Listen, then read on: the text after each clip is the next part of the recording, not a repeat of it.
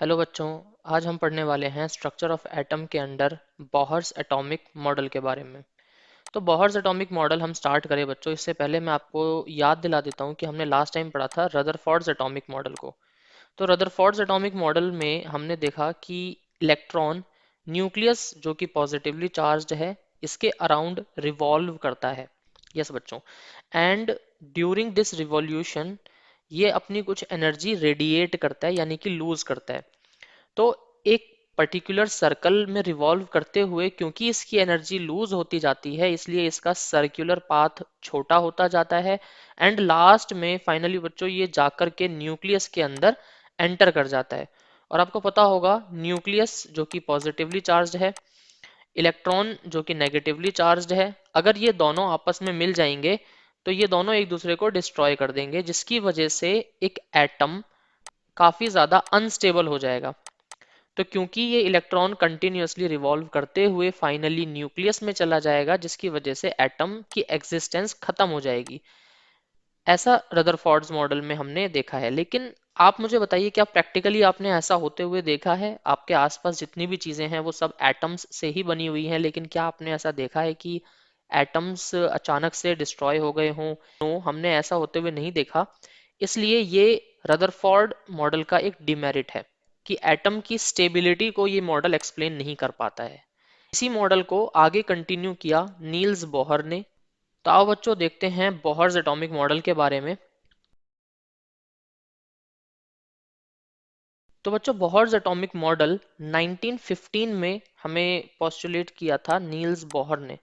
तो Niels Bohr एक scientist थे जिन्होंने 1915 में रदरफोर्ड्स एटॉमिक मॉडल को ही एक्सटेंड करके एंड उसके डीमेरिट्स को क्लियर आउट करके इन्होंने अपना एक मॉडल दिया जिसका नाम था बोहर एटॉमिक मॉडल। बच्चों इस मॉडल में नील्स बोहर ने हमें बताया कि इलेक्ट्रॉन्स न्यूक्लियस के अराउंड एक फिक्स ऑर्बिट में रिवॉल्व करते हैं। तो अनलाइक रदरफोर्ड जिन्होंने कहा था कि इलेक्ट्रॉन्स रिवॉल्व करते हैं न्यूक्लियस के अराउंड, एंड न्यूक्लियस के अराउंड रिवॉल्व करते टाइम इलेक्ट्रॉन्स अपनी एनर्जी को रेडिएट करते हैं जिस वजह से वो अल्टीमेटली न्यूक्लियस में जाकर के मर्ज हो जाते हैं। But according to Bohr's atomic model, these electrons revolve in a fixed energy levels. Yes, fixed energy levels. This is very important.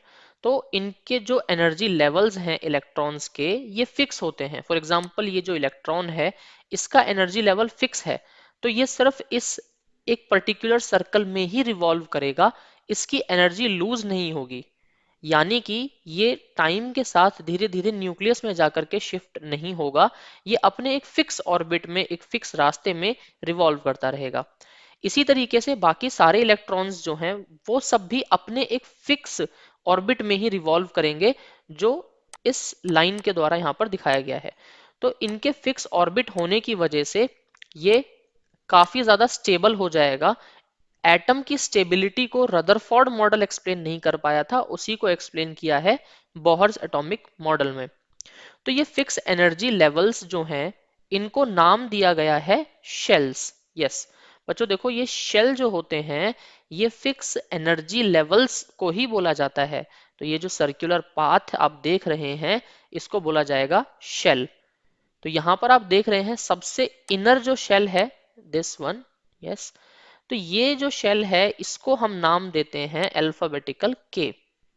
तो इसका नाम जस्ट एक हाइपोथेटिकल नाम है, जस्ट डजंट मीन एनीथिंग। तो इसका नाम है के। देन जो नेक्स्ट शेल हमारे पास होगा उसका नाम है एल। देन एल के बाद जो शेल हमारे पास है उसका नाम है एम। यानी जो शेल हैं इनकी नेमिंग आप कर सकते हो K, L, M, N and so on. जितने भी शेल होंगे आप इस तरीके से उसकी नेमिंग कर सकते हो। बच्चों के का मतलब है शेल नंबर 1, एल का मतलब है शेल नंबर 2, एम का मतलब है शेल नंबर 3 एंड इसी तरीके से आगे के जो शेल्स हैं आप उनकी नेमिंग कर सकते हो। तो ये जो शेल हैं ये फिक्स एनर्जी लेवल्स हैं। तो अगर आप के शेल की बात करेंगे तो इसकी एक फिक्स एनर्जी है, आप एल शेल की बात करेंगे तो इसकी एक फिक्स एनर्जी है। इसी में एल इलेक्ट्रॉन सारे जितने भी शेल एल में इलेक्ट्रॉन्स हैं वो सारे इस ही पाथ में इसी रास्ते में रिवॉल्व करेंगे। देन एम शेल में जितने भी इलेक्ट्रॉन्स हैं वो सारे इसी रास्ते में इसी पाथ में न्यूक्लियस के अराउंड रिवॉल्व करेंगे। ठीक है बच्चों, आपको यहाँ तक आई गेस चीजें समझ में आई होंगी। बच्चों अब देखते हैं कि बोहर एटॉमिक मॉडल के क्या क्या पॉस्टुलेट्स थे। मॉडल मैंने आपको एक्सप्लेन किया, उस मॉडल से क्या क्या कंक्लूजन्स हम निकाल सकते हैं, वो चीजें अब हम देखते हैं। So now we have postulates by Bohr. So ये वो postulates हैं। First one we have is that all electrons revolve around the nucleus in a fixed circular path. Yes बच्चों, fixed circular path जिसको हमने पढ़ा था ऑर्बिट्स बोलते हैं, या इसको शेल्स भी बोला जा सकता है, या इसको एनर्जी लेवल्स भी हम लोग बोल सकते हैं बच्चों। The second one we have is electrons अपने सर्कुलर ऑर्बिट में रिवॉल्व करते टाइम कोई भी एनर्जी रेडिएट नहीं करेंगे बच्चों।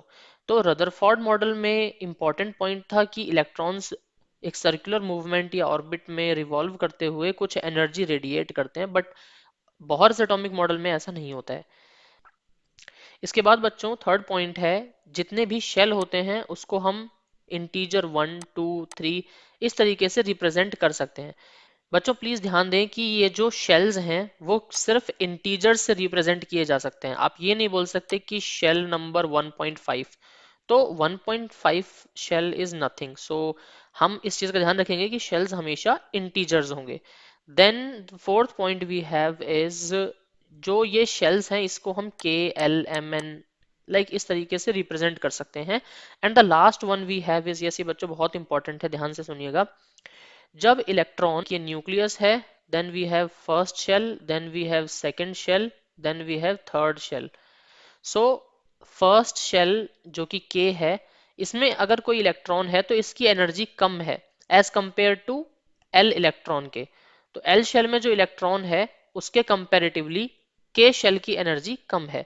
तो अगर कोई भी इलेक्ट्रॉन K शेल से L शेल में जंप करना चाहता है, तो ये सिर्फ तब हो सकता है जब K शेल के इलेक्ट्रॉन को K शेल के इलेक्ट्रॉन को कहीं से एनर्जी प्रोवाइड की जाए, यानी उसे एनर्जी गेन हो।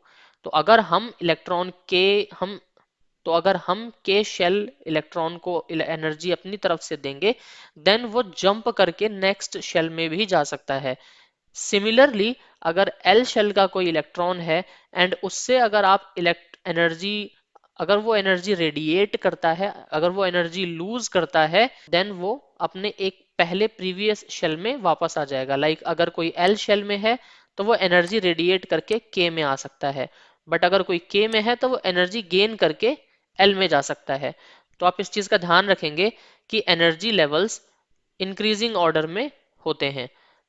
के की एनर्जी मिनिमम, एंड आप जो भी आगे जाते जाएंगे एनर्जी लेवल्स इंक्रीज होते जाएंगे।